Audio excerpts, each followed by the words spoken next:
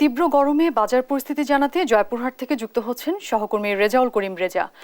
রেজা, এই গরমের মধ্যে বাজারে কেমন প্রভাব পড়েছে বিস্তারিত জানাবেন। হ্যাঁ অরিন, আমি এখন দাঁড়িয়ে আছি জয়পুরহাটের 0 পয়েন্ট কেন্দ্রীয় মসজিদ মার্কেট। এটা কিন্তু জয়পুরহাটের সবচেয়ে পপুলার এবং সবচেয়ে ব্যস্ততম মার্কেট।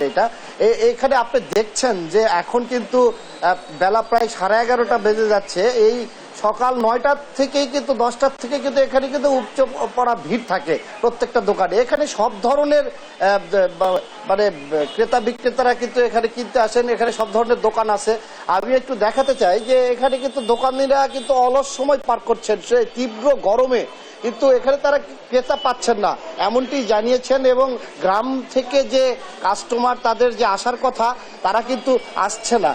তো আসলে এই তীব্র গরমে যে আশপাশের যে শরবতের দোকান যে আছে বা ডাবের দোকান আছে তারা কিন্তু এই শরবত ডাব কিন্তু এখন খাচ্ছে, কিন্তু তারা একটু ডাবের দাম বেশিও নিচ্ছে। আমি একজন ব্যবসায়ীর সাথে কথা বলে জানতে চাই, আপনারা এই গরমে কেমন ব্যবসা চলছে বা আপনারা কেমন কাস্টমার পাচ্ছেন? ব্যাপার হলো, আমাদের এই জয়পুরহাট জেলায় সবচেয়ে ব্যস্ততম মার্কেট কেন্দ্রীয় মসজিদ মার্কেট। আমরা সকাল থেকে এখন পর্যন্ত গুনি করতে পারিনি। আর আমাদের জেলাটা একবারে ছোট জেলা, গ্রামগঞ্জের মানুষ নিয়ে আমাদের ব্যবসা। এই গরমে তো গ্রাম থেকে লোক আসতে পারতেছে না আসার কারণে আমরা মনে করি অনেক ব্যবসায়ী দিক থেকে ক্ষতিগ্রস্ত হয়ে গেছে। ধন্যবাদ। আরেকটা বিষয় আমি জানিয়ে রাখি, এখানে কিন্তু ফ্যানের দোকান বা যে এসি কিন্তু বিক্রি হচ্ছে, কিন্তু হঠাৎ করে ফ্যানের বাজারে একটু দাম বেশি বলছেন ক্রেতারা। একজন ক্রেতার সাথে আমি কথা বলে জানতে চাই যে আসলে আপনি কি জন্য এসেছেন? আসসালামু আলাইকুম। আমি আসলে প্রচন্ড গরম হওয়ায় আমরা তো বের হতেই পারতেছি না, এত সমস্যা, যার জন্য ফ্যান কেনার জন্য আসছি। কিন্তু ফ্যানের বাজারে এসে দেখি খুব চাপ আর বিদ্যুতের খুব সমস্যা। এই নিয়ে আমরা ভোগান্তির মধ্যে আসলে দিন কাটাচ্ছি।